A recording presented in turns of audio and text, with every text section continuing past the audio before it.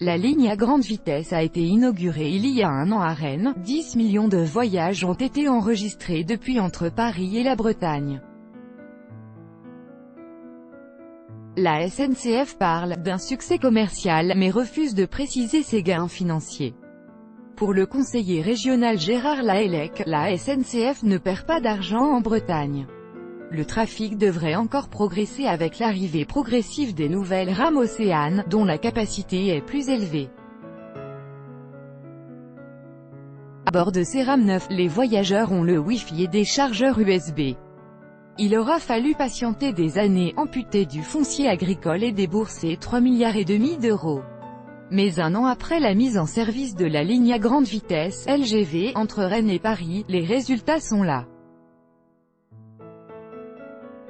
En un an, 10 millions de voyages ont été comptabilisés entre la capitale et la Bretagne, soit une hausse de 17%.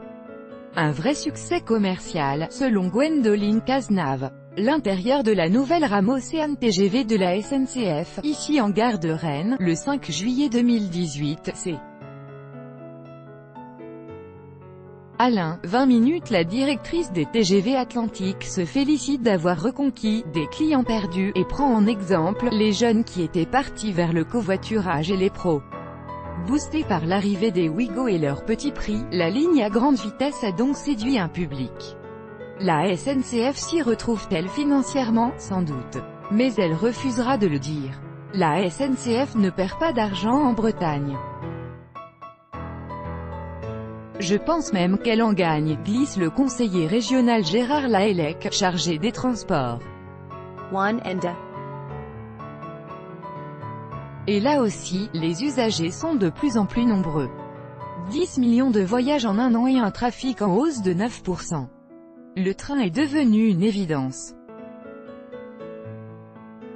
Mais il y a encore du potentiel à aller chercher, commente Gwendoline Cazenave. Chaque mois, 10 000 sièges de plus pour trouver ses nouveaux clients. La SNCF mise sur Ouigo, où 60% des clients ne prenaient pas le train avant, mais aussi sur ces nouvelles rames. Baptisés Océane, ces trains fabriqués par Alstom remplacent progressivement les vieillissants TGV Atlantique. 28 ont déjà été livrés et 55 le seront d'ici 2020 pour couvrir l'ensemble des besoins. On dispose de 95 sièges de plus dans chaque train. En septembre, on pourra offrir 10 000 places de plus chaque mois entre Paris et la Bretagne, poursuit la directrice de TGV Atlantique. À bord, les voyageurs profitent aussi du Wi-Fi tant attendu, de chargeurs USB et d'espaces entièrement repensés.